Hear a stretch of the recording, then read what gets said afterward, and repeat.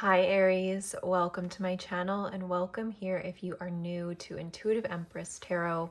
My name is Lauren and we're going to be taking a look at your love and relationship reading for the end of August 2024. I'm super excited to get into it with you today. I use my intuition to pull the cards and to read these messages for you, and I hope that it reaches the people that need it most, to offer you guys some clarity in your love and relationships if that's what you are seeking, to understand the deeper undercurrents of the energy of the sacred mirror of the relationship on your mind. And the extended will go much deeper into the person on your mind's strongest feelings towards you, their intentions, and their next move.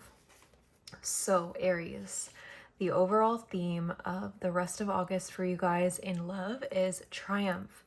So, you could definitely be moving past some serious obstacle that was causing you to feel fragmented in your energy, off balance, off kilter, and you're moving forward with this sense of clarity of purpose in your love life. So something recently has shifted to make you feel more solid and stable in love, or your sense of clarity has been affirmed. You're like, this is the right thing for me. I'm going to move forward with this person. Or for some of you, perhaps you are moving away from something and you're choosing to move forward passionately on your path. This is the Chariot card, so it's all about overcoming adversity and obstacles. So I want to get one card for you where you guys are at. And wow, so many cards wanted to fall out. I'm going to take the two that fell on the desk here. So you're showing up as the Fool and the Seven of Cups, and the person on your mind is showing up as, let's move this into the center here, the Six of Swords and Justice. And what is the obstacle between you? So there's a lack of communication happening. What is the strength, or what is tying you guys to get together still? Okay. So I really do feel like the stability of this connection has been recently threatened. The card that fell on the ground is actually the Queen of Swords. So you could have cut this person off or decided to set a boundary with them, and they feel very clear that you have set this boundary with them. They also feel like it was the just thing for you to do. They could have set a boundary with you as well with that Justice card. And with the Six of Swords, there's an implication that they are not close to you right now. Their energy, they could be physically distant or emotionally distant. And there's a lack of communication here with the Eight of Wands as the problem or obstacle. Now, what is tying you guys together right now? There's a deep contemplation happening on both sides. The Hanged Man suggests being in a state of reflection, being in a stalemate. This man is not moving, right? He's in this position until he gets a new perspective so that then he can integrate what he finds, integrate the discovery, and move forward on his path. But right now, he's feeling upside down. So what ties this relationship together is actually not anything physically right now, but lessons you're both contemplating on. You're both really thinking about one another. And with this Nine of Wands, you could be thinking about why you feel so triggered by each other as well. I do feel with the Nine of Wands, there's this sense that you've both been wounded by one another. There's the bandage on this man's head, and each wand represents something that he has acquired along the path in terms of wisdom. So while you have both learned a lot from each other, you've also both wounded each other. And there's this contemplation about the relationship, thinking, is it worth it? Is it worth it to collect these lessons and, try again, coming back together in harmony? Or is there too much water under the bridge? Is this complete? Should we move forward? So I think that you're both really analyzing this, really thinking about this. And by the end of the month, I sense that many of you will be making a firm decision about what direction to take. And this is going to make you feel more solid, more stable, and less confused, because I think that right now you are contemplating your options, and many of you are leaning towards like letting this go for good with the Fool card, starting a new beginning.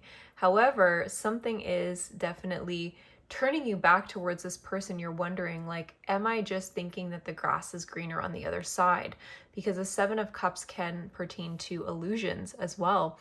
And often, people abandon ship too early in relationships. And sometimes people wait too long. But I think that there's so much mirroring that happens in relationships, and it can be very challenging for us to accept that, a lot of it can be healed and shifted through our own personal responsibility. Many people would rather just move on to the next thing, right? And so I think that in some cases that is the fair thing to do, especially if you don't have two people that are willing to take responsibility to do the work. So use your discernment, Aries. Do you feel like you have a partner in crime here that is willing to do this shadow work with you, or do you feel like you are alone in that contemplation? What I am sensing here is that you have somebody that is deeply thinking about you, and they're deeply thinking about like what is fair right now with justice. So where is this person at? We have heal. With the snake showing up, they are shedding skins. Chiron is a pretty like challenging energy to be in because it's very raw. It's tender. It brings up all of those base emotions such as shame and fear and guilt. And yeah, we have at the bottom of the deck discomfort in reverse. I do think that if you've been traversing this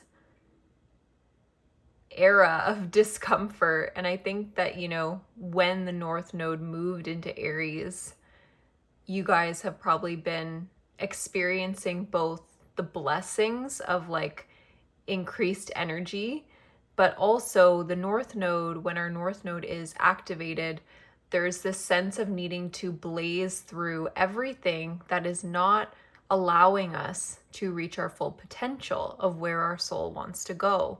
And I sense that this year could have been full of discomfort, of getting outside of what is comfortable for you. And now you're stepping into a period of shining and being very self-resourced. With the Source card coming up, it shows me that you're tapping into a very empowered connection to God, to Source, but also to yourself, like your core of who you are, your self-confidence. And this is helping you find more clarity as to how to approach this connection. It could also be that your newfound sense of self, Aries, could be triggering this person into healing or awakening or stepping into their power. Oftentimes we think that when we step into our power, it's naturally going to, it's going to make everybody around us so happy. But oftentimes it can shine that light onto other people's shadows of what need healing. And people can say, you're hurting me, but you're just being yourself, or you're being authentic, and it's happening to hurt them, right? And there's a difference. So rebirth. I like seeing this in the center of your spread because it shows me that there is this transformative potential that exists between you and them. They are definitely weighing the pros and cons of being in this relationship with you. I think that it's been heavy on them because it's activated these pieces with Chiron here that are very triggering and that do bring up this maybe feeling of inadequacy or being very wounded in your presence. But with Pluto always brings us back to our innateness, right? We're innately powerful. We're innately whole. We're innately connected. We're innately intuitive. And with like all of this wound that they could be contemplating, or you could be contemplating, it shows me that this is a phase, and that the sun will eventually burn away all of what you perceive to be these impurities. And yeah, it makes me really excited to wonder what could happen between you guys, because this card is here really stamping it right in the middle of like, rebirth is possible. Do you commit to this transformative journey together? And both people need to commit. So we're going to tune in deeper in the extended and really take a look at like, why is this person acting the way that they are?